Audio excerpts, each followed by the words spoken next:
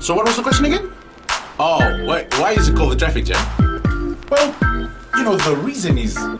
it's because I have two really cool cars. Seriously cool cars. And I love drifting, racing, because I am fast and slick.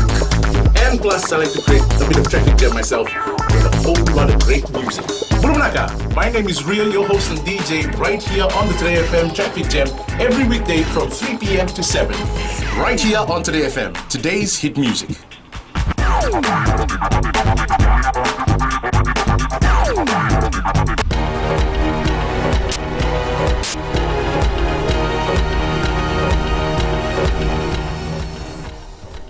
Ni sambulu binaka sai kwango na Vakaleleka ni nonde tukutuku ni me boy dur ni mateni indambe ena palimendi ni kuwa era bebo sa kitaka na lewe ni boselawa na non radaka na matibalu me pakana non raborita na turang pistendi ena non randola to manta na bose ena madongo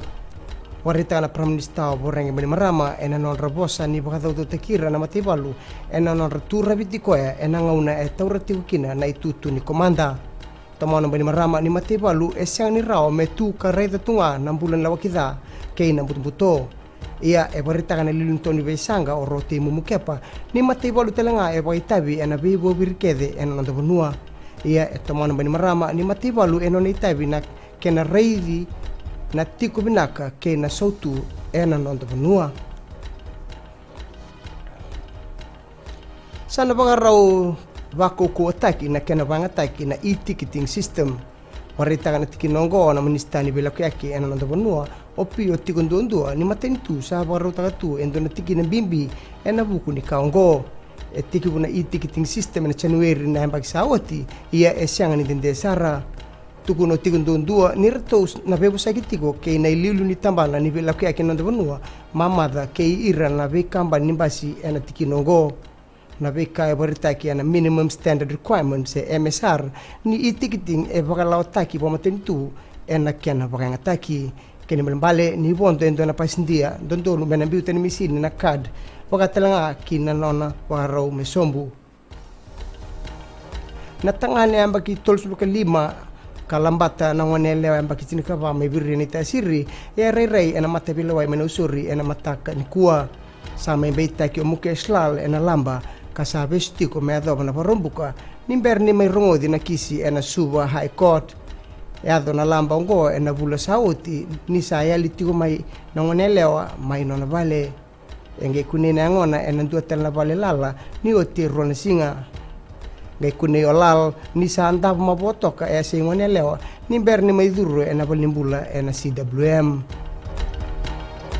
kini gitu erto menganga na non timi ni ragabile abitu na Vodafone Fiji 7s ena sot ni Gold Coast 7s ena mbongi ena non to banruka na tim ni Samoa ena kai tolu sebelkondua kei rosul kaba ena finala e mai tambaka ane matai ni kai na tim ni biti ena matai ni be mama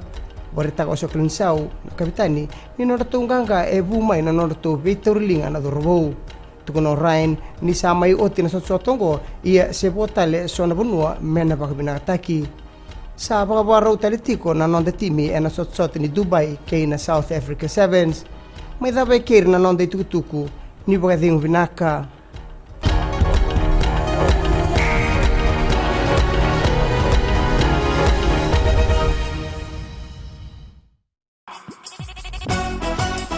छू छू छू